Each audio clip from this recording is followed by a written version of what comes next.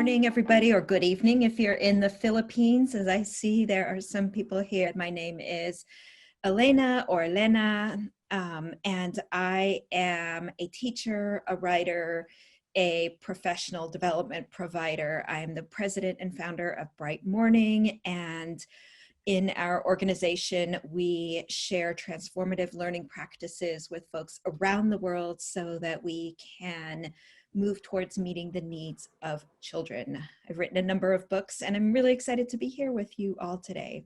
My name is Andrea Goetchius. I'm an associate partner with Education Elements. You can call me Andrea as well. A former special education teacher turned coach, and then now I work with districts in most recently thinking about how we return to school. So all of the different considerations as we head back after the impact of COVID. And I'm Megan Campion. I'm also an associate partner at Education Elements. I am really excited to have Elena here to talk about her research and her work in resilience. And I'm really excited to talk about this topic in general.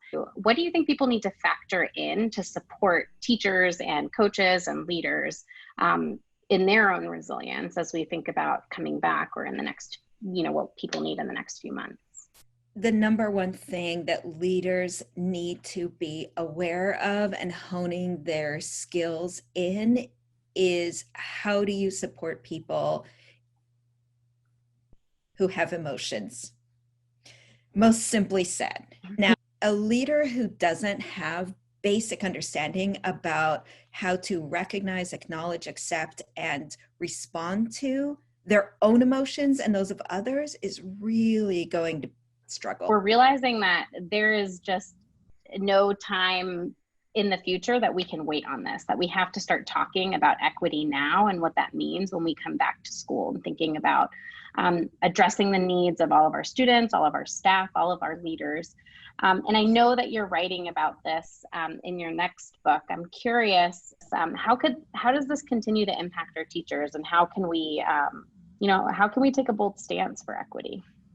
I think the first thing that we need to be doing is really understanding the magnitude of the injustice that's being exposed right now, and really globally, because we are on one planet, as well as how it's impacting low-income people, communities of color, historically marginalized communities in this country. It's devastating. And if people haven't seen the numbers yet on the disproportionality of who is sick and who is dying in this crisis, then that's a number one thing, is go and look at those numbers.